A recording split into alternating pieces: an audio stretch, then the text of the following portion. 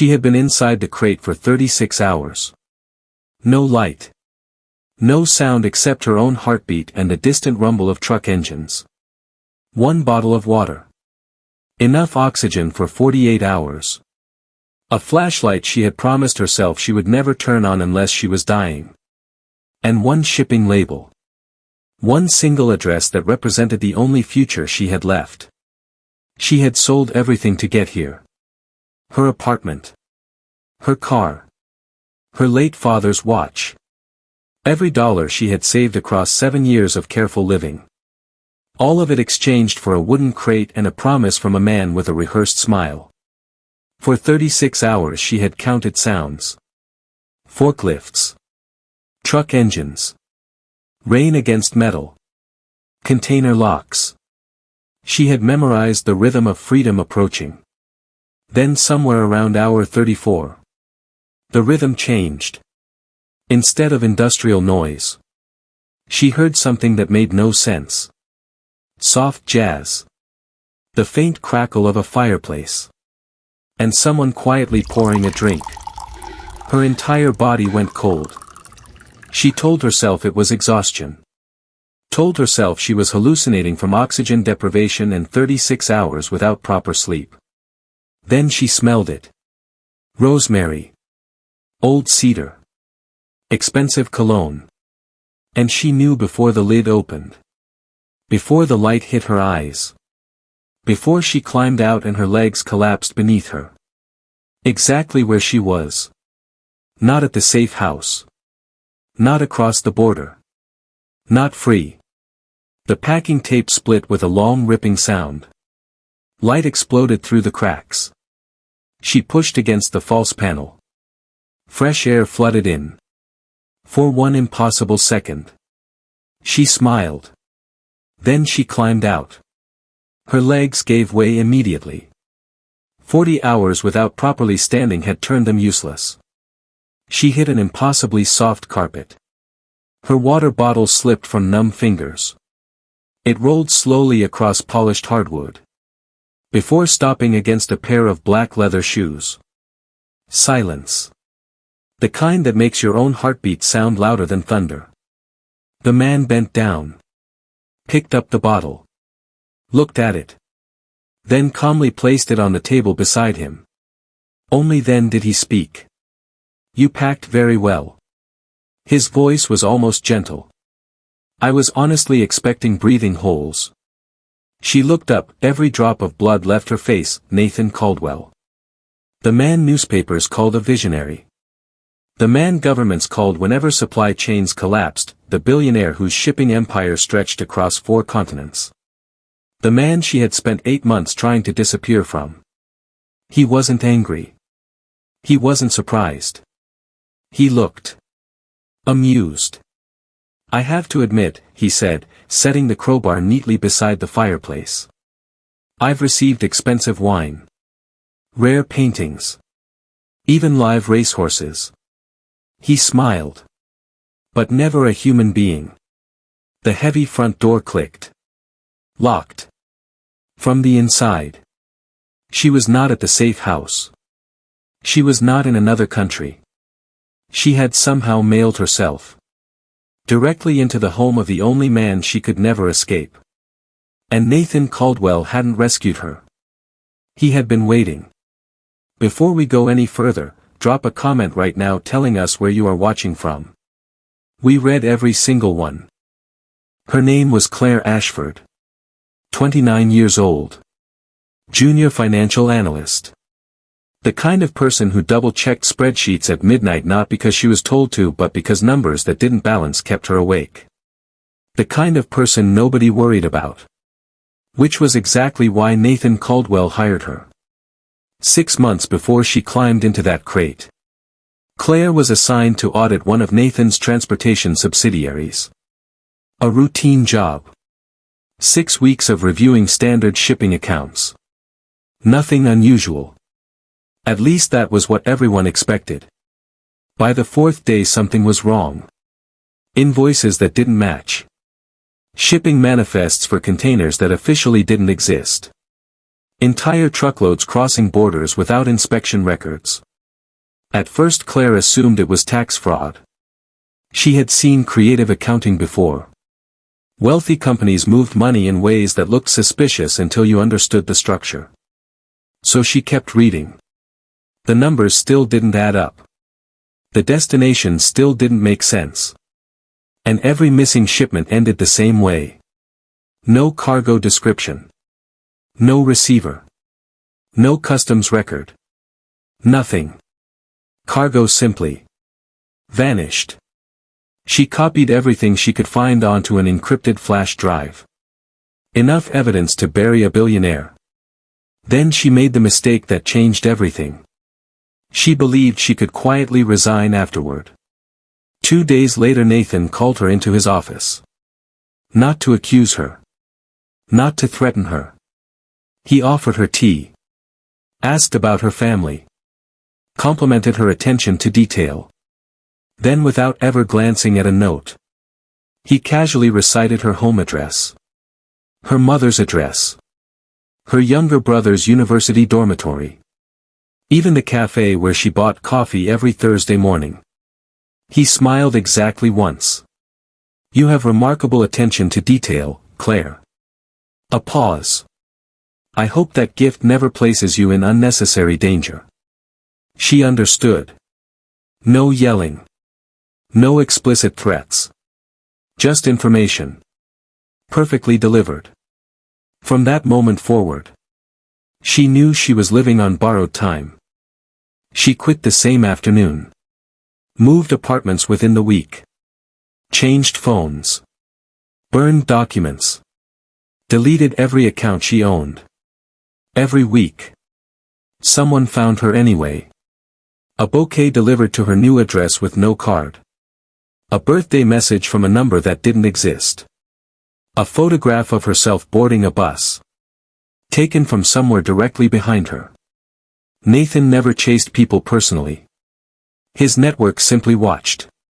And waited.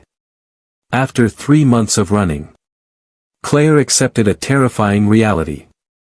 She could not outrun a man who owned the infrastructure she was running through. Every shipping route.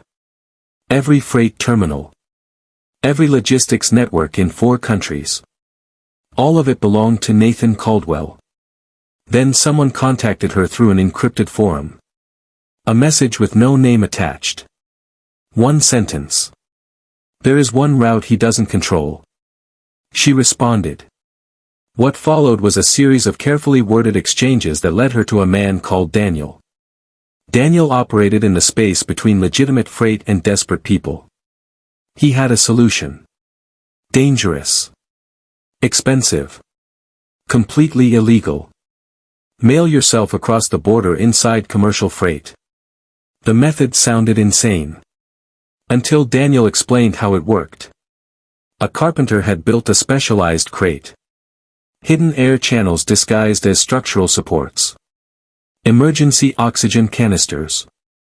A false floor. Enough water and protein bars for 48 hours. Everything calculated to the minute. 3 people had survived the journey before her. Claire sold everything she owned to pay for it. Daniel guaranteed one thing. Once your crate enters the shipping network, nobody will ever know where you are. He lied. Because what Claire didn't know was that the shipping network Daniel used belonged to Nathan Caldwell. And somewhere between the warehouse and freedom, someone quietly changed one shipping label. Just one. That was all it took to turn an escape into a delivery. Nathan had personally signed for the package. Back in Nathan's living room, the silence between them had the specific weight of a conversation neither person wanted to begin. Nathan poured himself a glass of water. Not whiskey. Not wine. Just cold water. Claire watched the condensation slide down the crystal glass. Her own lips had split from dehydration hours ago. Her throat felt like sandpaper. Nathan noticed where she was looking. Without a word he took a slow sip. Then another. Only after finishing the entire glass did he set it down and look at her. You're wondering why I haven't called the police. Claire said nothing. If I reported you, he continued, the authorities would ask difficult questions about how a woman managed to travel hundreds of miles inside one of my containers. He walked toward the fireplace. I dislike questions. He reached into his jacket. For one terrifying second Claire thought he was pulling out a weapon. Instead he unfolded a cream-colored envelope. Her envelope. The one she had hidden beneath the false floor of the crate. The one containing the flash drive. No, she whispered. He laid it carefully on the coffee table. Untouched. Unopened. I considered looking inside, he said. But then I realized. If you've risked your life to protect whatever's in here, it's probably worth more unopened. Claire stared. If he hadn't read it, why was she still alive? Nathan answered the question she hadn't asked. Because you're considerably more valuable to me breathing than dead. Then he said something she had not expected. You think the flash drive contains evidence against me? Claire said nothing. It doesn't. She frowned. I watched you copy those files myself. Nathan nodded slowly. You copied shipping records. Manifests. Containers crossing borders without inspection. He walked toward the window. You assumed those containers were carrying products. A long pause. They weren't. Claire felt something cold spread through her chest. What were they carrying? Nathan turned. His expression was not the face of a criminal defending himself. It was something more complicated than that. Something that looked almost like exhaustion. Secrets, he said quietly. The kind that start wars if they reach the wrong hands. He sat down across from her. For the first time since she had climbed out of the crate. He spoke to her like someone who needed her to understand something rather than someone managing a problem. Imagine you are the president of a nation. You possess information that if leaked publicly would destabilize your entire government. You cannot trust your own intelligence services. You cannot trust foreign banks. So who do you trust? Claire said nothing. People like me. He folded his hands. For 30 years I have provided one service. Not transportation. Protection. Powerful people send me their most dangerous secrets. I keep those secrets buried. Permanently. That is the business you accidentally audited. Claire sat completely still. And the evidence on that flash drive. Nathan looked at the envelope. Does not destroy me. His voice dropped slightly. It destroys the people who hired me. People who have been waiting for an excuse to eliminate both of us. As if on cue. Every light in the mansion flickered. Once. Twice. Then darkness. If this story has you locked in right now, hit the like button. It helps more people find stories like this one. Emergency generators roared to life 3 seconds later. But 3 seconds was enough. The security system had gone completely blind. Outside the mansion. A black utility van rolled silently through the estate gates. No company markings. No license plates. The driver wore an ordinary maintenance uniform. The guard at the checkpoint never reached his radio. Inside. Nathan moved with the calm precision of a man who had prepared for this moment for years. He crossed to a hidden compartment beneath the bookshelf. Inside. Not cash. Not gold. Passports. Satellite phones. Hard drives. Emergency medical kits. Everything arranged with military precision. He handed Claire a pistol. She stared at it. I don't know how to use one. I know. Then why? Because in 5 minutes, he interrupted. They'll assume you do. He placed it on the table and looked at her. You still don't understand who is coming. Then explain it. The people on that flash drive, Nathan said quietly. They have been watching since the moment you copied those files. They don't want the evidence destroyed. They want it recovered. And they want everyone who has seen it. He didn't finish the sentence. He didn't need to. Glass shattered somewhere upstairs. One of the security officers ran into the room breathing unevenly. "Sir. They're inside." "How many?" "8 confirmed." Nathan frowned. "Only 8?" The guard hesitated. "That's what worries me." Nathan nodded slowly. Claire looked between them. "If there are only 8, why does that worry you?" Nathan's answer came almost as a whisper. "Because they never send everyone." He looked toward the broken window. "They send witnesses." The implication settled over the room like smoke. 8 people weren't the attack. They were the distraction. Which meant someone else was already inside the mansion. Looking for the flash drive. Looking for Claire. Nathan turned to her sharply. "Where exactly is the drive?" "Inside the envelope." "No." His voice was precise. "I asked where inside the envelope." Claire said nothing. Nathan's expression shifted. "You moved it."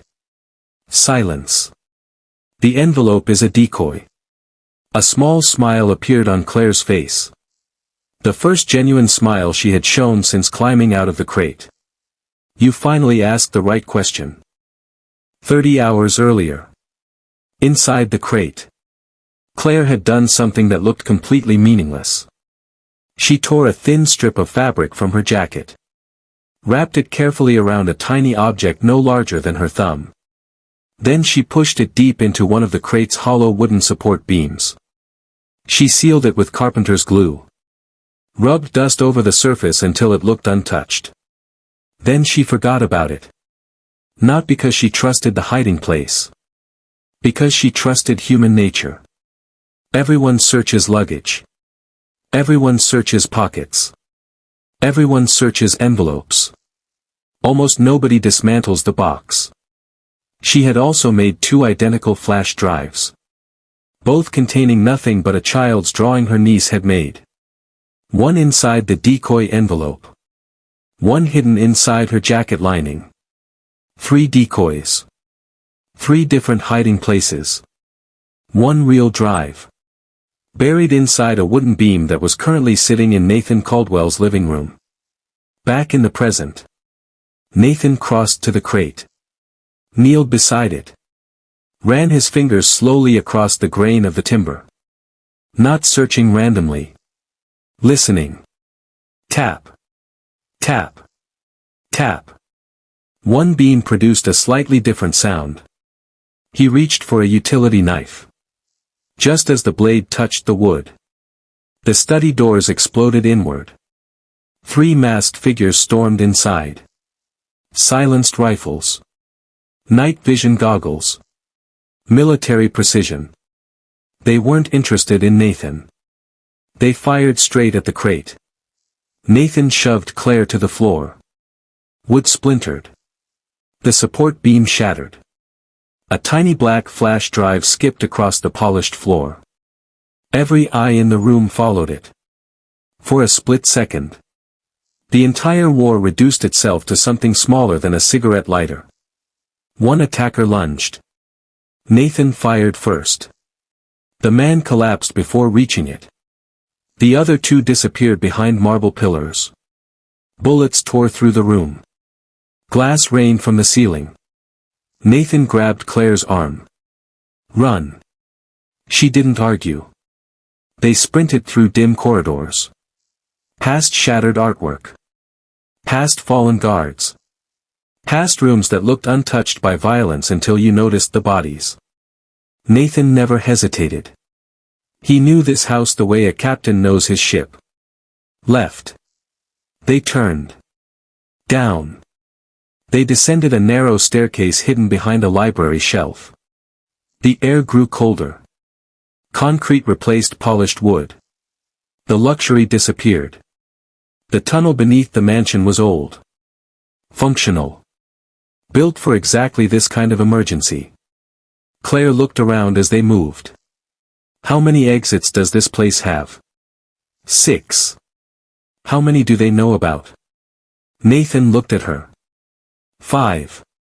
Elsewhere in the mansion. One of the masked intruders picked up the flash drive from the shattered crate. He connected it to a handheld reader. A single folder appeared. He opened it. Inside. One image. A child's crayon drawing. Nothing else. His expression collapsed behind his mask. It's empty. The voice in his earpiece replied immediately. Cold. Certain. Then you're holding the wrong drive. The transmission ended. For the first time that night. The intruder realized. Someone had outplayed them all. Nathan stopped so suddenly Claire almost collided with him. What? He turned slowly. The one they found was another decoy. She nodded. I made 3. Nathan laughed. Not loudly. Not triumphantly. With genuine unexpected admiration. I underestimated you. No, Claire said quietly. You underestimated an accountant. For one brief moment. Despite the gunfire above them. Despite the darkness around them. They both almost smiled. Then the tunnel lights went out. A voice came from the darkness ahead. Calm. Unhurried. Completely at ease. You've always been difficult to replace, Nathan. Nathan went completely still. He whispered one name. Richard. A figure stepped forward from the darkness. No mask. No weapon raised. Silver hair. Immaculate suit. The kind of man who looked more like a diplomat than a threat. Yet every remaining guard Nathan had feared him more than the armed team upstairs. Richard Holt. Not a client. Not a competitor. A partner. The man who had helped Nathan build the entire network 30 years ago. And apparently, the man who had decided the network needed to be protected from Nathan himself. Richard smiled politely. You've protected our clients for 30 years. And now. His gaze moved slowly to Claire. One frightened young woman has convinced you to change the rules. Nathan's voice hardened. She didn't convince me of anything. I made a choice. Yes, Richard said. You chose her over 30 years of obligation. His eyes settled on Claire. She dies tonight. The drive is recovered. Balance returns. Nathan stepped directly in front of Claire. He didn't reach for his weapon. He didn't negotiate. He simply stood between her and Richard. Not tonight. Richard sighed with genuine disappointment. I was hoping you wouldn't say that. He reached slowly into his coat. Nathan raised his pistol. Neither man moved. Neither man fired. Because both understood. The first shot would decide everything. Then something happened that nobody in that tunnel expected. Claire stepped out from behind Nathan. She was holding her phone. Screen facing Richard. On it. A live upload. Every shipping record. Every manifest. Every name from the flash drive. Uploading in real time to 6 separate encrypted servers. With one additional file attached. One Nathan hadn't known existed. A second audit. One Claire had completed before she ever copied the first file. Documenting Richard Holt's private communications. His personal payments. His direct instructions to the men upstairs. The drive you're looking for, Claire said quietly. Has been uploading for the last 4 minutes. To servers in 3 countries. With instructions to release everything automatically. Unless I personally cancel the upload. Which I will. She looked directly at Richard. The moment we walk out of this tunnel. Richard stared at her. Nathan stared at her. The tunnel was completely silent. Then Richard did something unexpected. He laughed. Short. Genuine. The laugh of a man who had spent 30 years believing he was the most dangerous person in any room. Finally meeting someone who had proved him wrong. He lowered his hand, stepped aside, and said nothing as Claire Ashford and Nathan Caldwell walked past him. Through the darkness. Toward the sixth exit. The one nobody else knew about. People would later say Claire Ashford survived because she was brave. They were wrong. She survived because she understood something most people never learn. The most dangerous weapon in any situation is the one your enemy does not know you possess.